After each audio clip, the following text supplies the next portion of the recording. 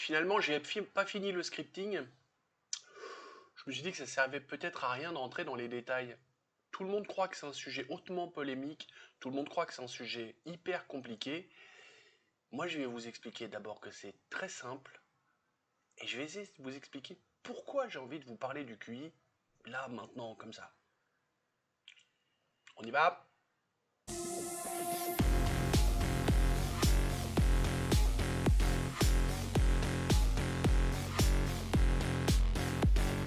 Salut mes biloutiers. Café? Toujours pas de clin d'œil, mais c'est pas grave. Demain, point planning. Faut quand même faire les choses dans l'ordre. On boit un coup de café, on dit le point planning. Faudrait peut-être que je commence à mettre des voix, machin là-dessus pour le faire, ça pourrait être beaucoup plus sympa. Tiens, je travaille sur l'idée. Demain, bah, comme j'avais annoncé, les amis ou les contacts réels, encore une fois, c'est pas du ouin-ouin de blabla, c'est une projection de moi sur la société, mais sans égocentrisme. C'est voilà. Et effectivement, il y a un moment où vous allez croire que je veux régler mes comptes, mais pas du tout. Donc demain, venez voir la vidéo, mais allez au bout de la vidéo. Vous allez voir, je suis pas sur un règlement de compte. Je l'ai écrit, hein, je l'ai scripté, donc oui, mais moi je me suis dit, putain, t'es en train de régler tes comptes là. Et en fait, non, non, non, non, non, pas du tout. C'est vraiment pas dans cet esprit-là que je le fais, c'est dans un esprit de bienveillance. Et puis, j'ai pas eu beaucoup de réponses comment il s'appelle, au post où je vous propose de faire une réponse aux commentaires. Mais je me suis dit, j'ai tellement de retard, je suis tellement à la bourre, bon, vaut mieux que je le fasse. Mais je vais faire un truc, c'est-à-dire qu'au fur et à mesure que je vais scripter ça, je vais prendre que les trucs importants et on va essayer de se limiter à pas trop longtemps. Ça fera plus de 12 minutes, c'est sûr, mais pas 1 heure comme l'autre fois. Je pense que, ouais, entre 20 et 30 minutes, c'est un bon plan. Allez, parlons du QI. C'est parti. Pour un dimanche, je voulais un sujet quand même un peu moins prononcé que la politique, mais tout en étant un petit peu sérieux. Et puis pas tellement déconnecté. Mais pourquoi j'ai voulu faire cette vidéo? Ah bah oui, tiens, pourquoi mon cher Abla? Ça, c'est une bonne question. Alors toi, tu la fermes un peu, parce que tu commences à prendre un petit peu trop de place dans mes vidéos. Oui, c'est pas fini, mon poulet. Parce que j'ai des copains qui vont s'inviter Bon, aussi. bah, j'ai pas fini d'être coupé alors. Il va peut-être falloir même que je répète mes vidéos un peu comme si c'était une pièce de théâtre. Commençons, redevenons un peu sérieux et commençons peut-être par la définition de l'intelligence, si on parle du QI. Je vous ai pas fait l'affront de vous mettre dans le lien les définitions du dictionnaire. Vous êtes assez grand pour aller les chercher par vous-même. Et ce que je vais vous donner, c'est une synthèse des définitions du dictionnaire avec surtout... Ah oui, pardon. Vas-y, Emeric. Quelles sont vos sources? Eh bah, surtout, mes sources viennent des trousses mille psy que je consulte depuis 2009. Vous imaginez bien qu'avec les psychologues, psychiatres, thérapeutes, machin, le QI, vu que c'est un sujet qui m'intéresse, j'en parle beaucoup avec eux. La définition de l'intelligence que je vais vous donner, elle vient à la fois du dictionnaire académique et aussi de tout ça. L'intelligence, c'est la capacité à régler un problème donné en un temps donné. L'intelligence n'a rien à voir avec la mémoire, par exemple. Du coup, quelqu'un de cultivé, quand on entend quelqu'un justement, qui arrive à sortir des dates d'histoire, des machins, des formules mathématiques, et qu'on voit d'autres gens, oh, t'es intelligente? Non, non, non. Ce gars-là n'est pas intelligent. Il a juste une très bonne mémoire. C'est tout. Il est peut-être même con comme une poutre, en fait. Et à côté de ça, on a des gens qui ont très peu de culture, mais une intelligence brillantissime. L'intelligence, c'est cette capacité cognitive. L'intelligence, c'est la cognition, c'est pareil. C'est le mécanisme du cerveau à réfléchir, à être confronté, entre guillemets, à un problème. Alors, là aussi, le problème, pas le côté négatif, le problème, comme on disait du temps de mes parents et de mes grands-parents, les problèmes de maths. Et oui, ça s'appelait comme ça. Aujourd'hui, un problème, oh, j'ai des problèmes. Non, un problème, c'est pas spécifiquement négatif. Justement, dans la nouvelle nomenclature, le nouveau vocabulaire, les problématiques. Non, oui, ou le problème, c'est pareil. On a un truc à régler. Il faut régler, pomme, il faut réfléchir et trouver une solution. Voilà. Ben, l'intelligence, c'est ça, et c'est rien d'autre. On va très certainement m'objecter que, bah oui, mais il faut quand même de la mémoire parce qu'il faut se rappeler de... Bien sûr. Mais à la base, l'intelligence, c'est juste ça. Et rien d'autre. Quand on parle de QI, quand on donne... Alors, il faut plus donner le nombre, hein, maintenant on donne des pourcentages dans la population. Ça vient avec la même frange de gauchiasserie qui dit qu'à l'école, il faut arrêter de donner des notes et qu'il faut mettre des couleurs. Au bout du compte, ça fait pareil. Hein. Si je vous dis que j'ai 132 de QI, ou si je vous dis que je fais partie des 2% de la population la plus intelligente, ça fait pareil. Voilà, ça peut choquer certains d'un côté ou de l'autre, mais ça fait pareil. Comment ça s'appelle? Il y a plusieurs intelligences dans le fonctionnement du cerveau humain. Les scientifiques se battent. 7, 8. Ils sont pas d'accord là-dessus. J'ai même vu des trucs où ils disaient 9, mais là ça commence à être tordu. C'est 7 ou 8, le cœur du débat. Et le test de QI ne repose que sur 4, parce que les 3 autres sont des intelligences à caractère émotionnel et ne sont pas quantifiables. Que les 4 dont on va parler, elles sont quantifiables. Elles ont un indice. Je vais vous en donner la liste. Oh bon, maintenant, tiens. L'indice de compréhension verbale, l'indice de raisonnement perceptif, l'indice de mémoire de travail. Attention, mémoire de travail, c'est la fameuse mémoire à court terme. J'y viens après. Et l'indice de vitesse de traitement. Alors, très rapidement, pour évacuer les problèmes de mémoire, c'est comme sur un ordinateur. Vous avez de la mémoire vive, vous avez un disque dur. Dans un cerveau humain, il y a la mémoire de travail, c'est la mémoire vive. Si on s'endort, poum, c'est fini. Si on éteint l'ordinateur, poum, c'est fini. Et vous avez la mémoire des souvenirs, les trucs qu'on garde, les connaissances, le savoir. C'est le disque dur. Vous éteignez l'ordinateur, si c'est sur le disque dur, vous rallumez l'ordinateur, vous le ressortez. Et vous le remontez dans la mémoire vive. Ben là, c'est pareil. Puis en plus, c'est des zones différentes du cerveau. Alors, je suis pas allé assez loin pour savoir où c'est situé. Google va être votre ami. Quand on parle de QI, on parle beaucoup de Binet et Simon. Parce qu'en fait, ça a été les premiers gros travailleurs là-dessus. C'est comment? C'est Théodore Binet et Alfred Simon. Merde, j'ai oublié de noter les prénoms. Pas mal, non? C'est français. Le tout premier à en avoir parlé, c'est Sir Francis. Merde, j'ai oublié de noter. C'est un descendant de. C'est le petit-neveu, c'est ça, le neveu ou le petit-neveu de Darwin. Voilà, le tout premier. Et les gros à avoir travaillé là-dessus. Puis après, il y a Monsieur Wechsler, un Américain qui a mis le test qu'on utilise aujourd'hui depuis 50 ans et qui fait référence aujourd'hui, le fameux test WAIS, W-A-I-S, qui est le Wechsler Adult Intelligence Scale, l'échelle de Wechsler sur l'intelligence des adultes. Ouais, je le traduis, ça vaut ça.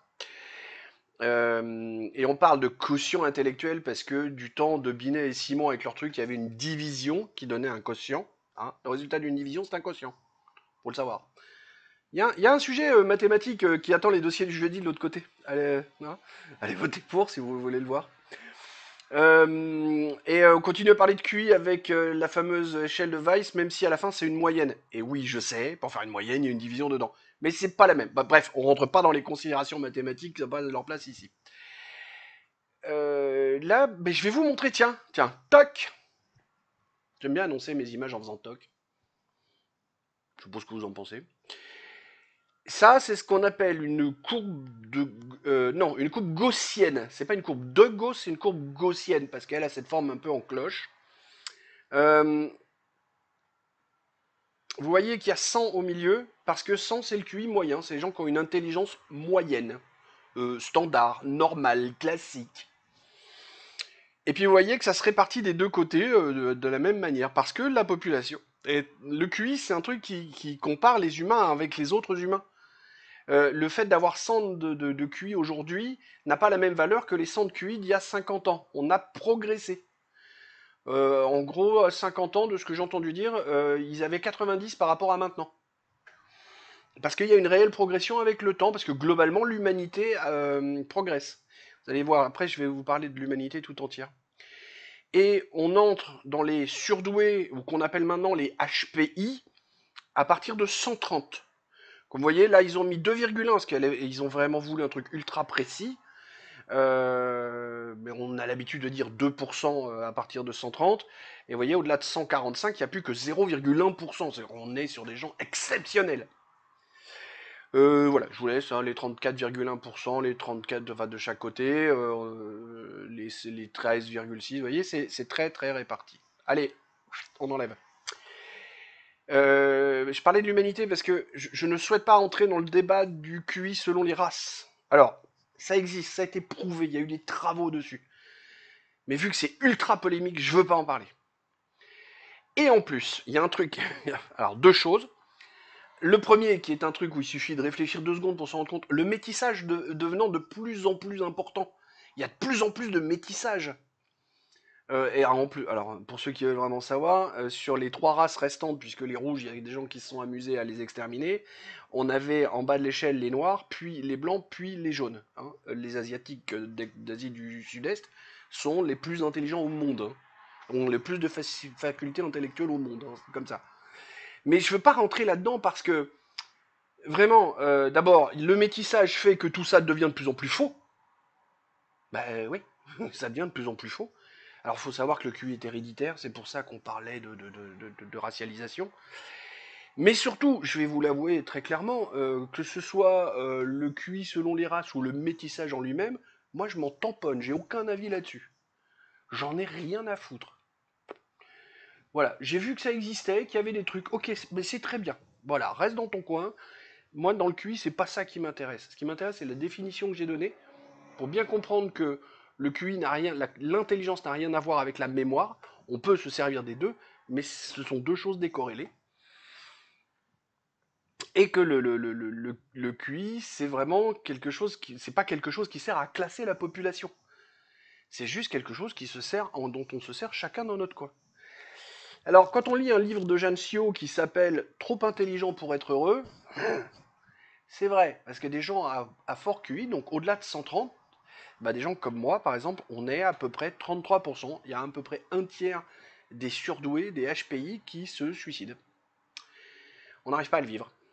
C'est parce qu'on n'arrive pas à faire ralentir notre cerveau. On cogite de trop, on intellectualise tout le temps. Et je vous promets que c'est difficile à vivre. Alors jusqu'à maintenant j'y arrivais, et là avec l'âge j'y arrive plus. Avec l'âge, et puis les problèmes de santé que j'ai par-dessus, j'y arrive plus. C'est peut-être pour ça que je fais cette chaîne, parce que peut-être un exutoire pour moi, mais en même temps j'espère transmettre un message qui peut intéresser les gens. J'espère toujours. Et j'ai beau être habillé en noir, je devrais m'habiller en vert. Mais quand même. Bon oui, on va pas aller jusque là. Bon, je repose la question, pourquoi une vidéo sur ce sujet? En fait, le déclencheur, ça a été une des dernières quelques semaines de Gilbert Collard qui a dit « Oula, dans les zones urbaines, il y a une chute profonde du QI ». Et là, vu que le sujet m'intéresse, je dis « Mais qu'est-ce qui se passe pourquoi il dit ça ?» Et j'ai commencé à réfléchir, forcément. Et je me suis dit « Tiens, il faut en parler ». Donc comme je disais, moi j'ai 132 de QI, donc je rentre dans la case des HPI. C'est héréditaire. On n'a jamais mesuré mon père, parce que je suis à peu près sûr que ça vient de mon père. Mais par contre, j'ai mesuré mon fils, parce qu'il avait des problèmes à l'école et on a vu qu'il avait 138. Donc c'est comme s'il avait une maturité de 5 à 7 ans supplémentaires. Parce que beaucoup de ses profs me disent, mais on discute avec un adulte. Alors il y a beaucoup aussi de ses profs qui disent, oui, il nous manque de respect. Je lui dis, non, il vous manque pas de respect. Il croit qu'il a le même âge que vous. Et vu que c'est un branleur de 12 ans, il comprend pas qu'il faut qu'il redescende, parce que lui, il pédale. C'est normal. Bref, donc il y avait des profs cons. Dans le jeu, justement, c'est ce genre de choses dont je parle. En ce moment, sur la série comment ça s'appelle, du système d'instruction publique, c'est détecter ce genre de gamins. Détecter ceux qui ont moins, puis détecter ceux qui ont plus. Alors oui, là aussi, ceux qui parlent leur QI négatif, donc vous avez vu que c'est pas possible, puisque 100 c'est la moyenne. QI à un chiffre, en fait on est mort quand on a un QI à un chiffre. Si vous reprenez, tiens je vois l'armée, toc, la courbe de Gauss, hein, vous voyez, les 2% en dessous de 70, on est sur, c'est ça qu'on appelle la débilité intellectuelle. La débilité, c'est être en déficience de, c'est pour ça qu'on a une débilité intellectuelle et une débilité physique. La débilité, c'est être en déficience. C'est débile, c'est comme malingre. On est déficient de quelque chose. Ceux qui sont en dessous de 70, ils sont oui, ils sont en institution. Et là aussi, comme vous voyez, ils sont 2%. Ceux qui sont en dessous de 85, ça commence à être compliqué. On a pas mal de trisomiques qui sont entre 85 et 70.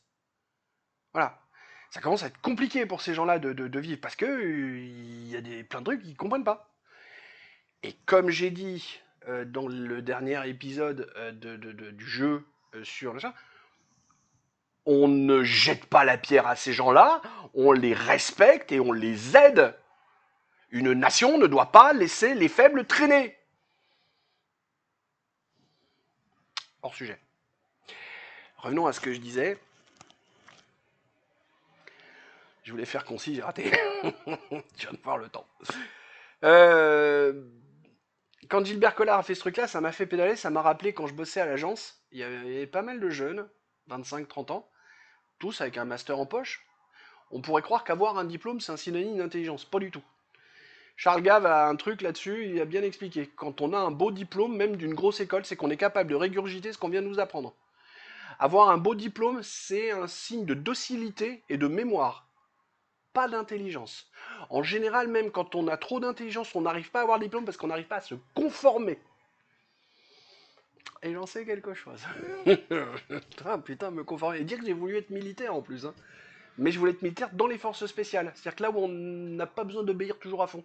J'aurais jamais pu être militaire du rang dans la BIF. Ça, je sais que j'aurais pas tenu. Et donc ces jeunes... Pardon. Et donc ces jeunes, je voyais bien, bardés de diplômes, machin.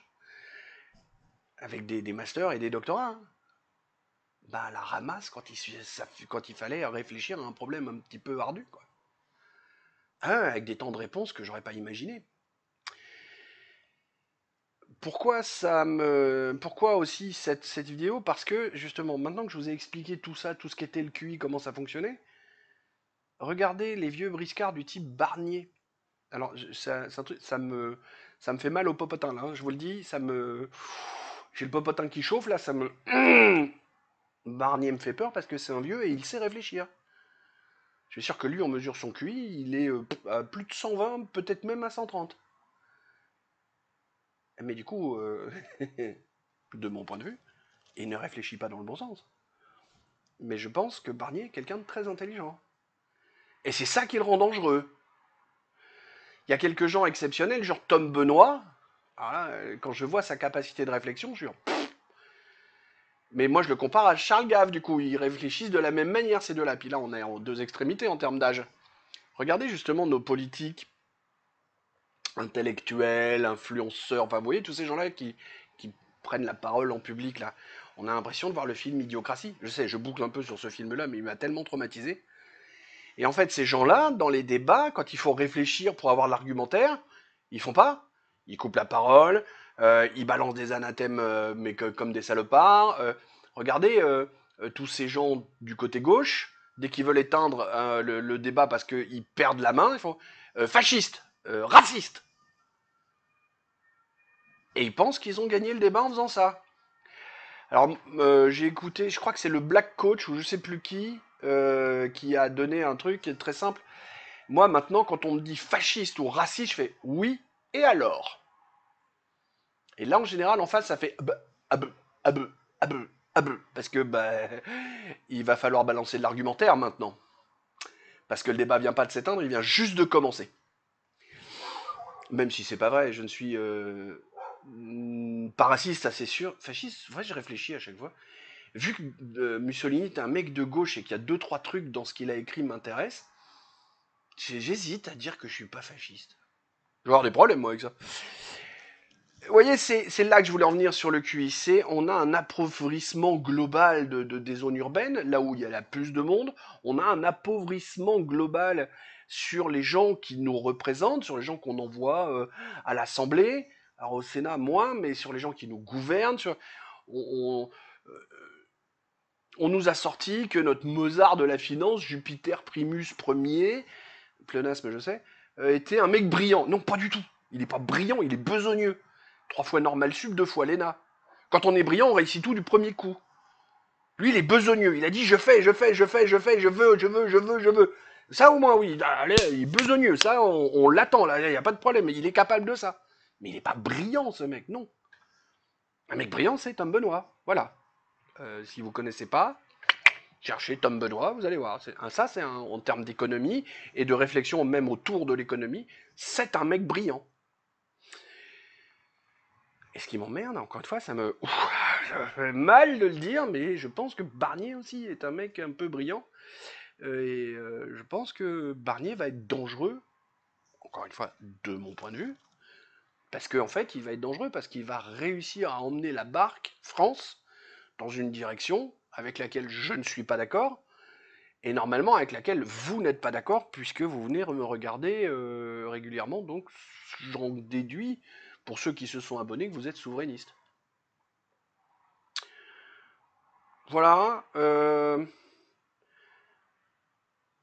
On va terminer sur un truc un tout petit poil plus léger, parce que tous ceux qui disent que le QI c'est de la merde, qu'il y a l'intelligence du cœur et compagnie sont partis depuis longtemps.